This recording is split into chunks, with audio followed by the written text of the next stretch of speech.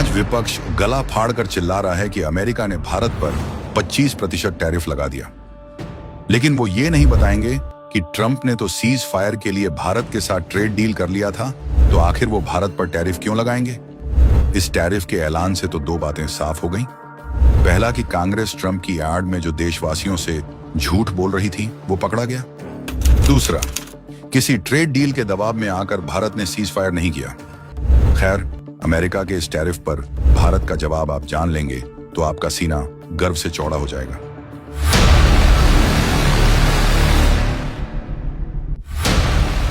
पहला, भारत के agri market में एक्सेस।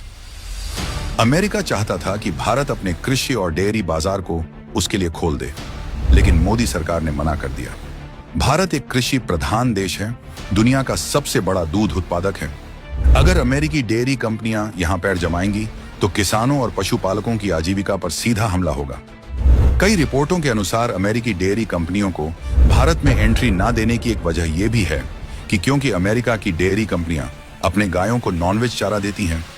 ऐसा गाय और भैंसों में प्रोटीन इंटेक बढ़ाने के लिए किया जाता है। भारत में गाय का दर्जा मां समान है, और अगर अमेरिका भारत में नॉनवेज मिल्क बेचेगा तो ये उन लोगों की भावनाओं से खिलवाड़ होगा जो लोग नॉनवेज नहीं खाते। इसलिए मोदी जी ने अमेरिका को सीधे ना कह दिया, चाहे 25% टैरिफ ही क्यों ना झेलना पड़े। दूसरा, जीएम प्रोडक्ट का इंपोर्ट। अमेरिका भारत पर दबाव बना रहा था कि वह उसकी जेनेटिकली मॉडिफाइड मक्का और सोयाबीन को अपने बाजार में आने दे। भारत ने इसे भी ठुकरा दिया। कृषि मामलों के जानकार की माने तो जीएम फसलें वो होती हैं जिनके बीज का डीएनए लैब में बदला जाता है। अगर ये फसलें भारत में आईं तो किसानों की मेहनत की कीमत घट जाएगी। ऐसे तो राहुल गांधी जैसे लोग भी अपने घर की बालकनी में सब्जियां उगा लेंगे और असली किसान का महत्व खत्म हो जाएगा।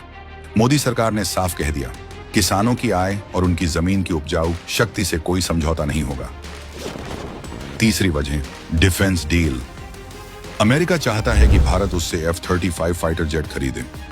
अमेरिका इसे सबसे आधुनिक बताता है, लेकिन इसकी असलियत अब सुर्खियों की शोभा बनती है। ऐसे में पूरी तरह अमेरिका पर निर्भर होना भारत के लिए खतरनाक है। वजह ये सारी है, लेकिन रूसी तेल का हवाला देकर भारत पर यह टैरिफ डाला गया। अब कोई बेवकूफ देश ही होगा जो सस्ते तेल को छोड़कर 25% टैरिफ की परवाह करेगा। मोदी सरकार के लिए सस्ता तेल, सस्ता पेट्रोल और देश की रसोई में चूल्हा जलना ज्यादा जरूरी है।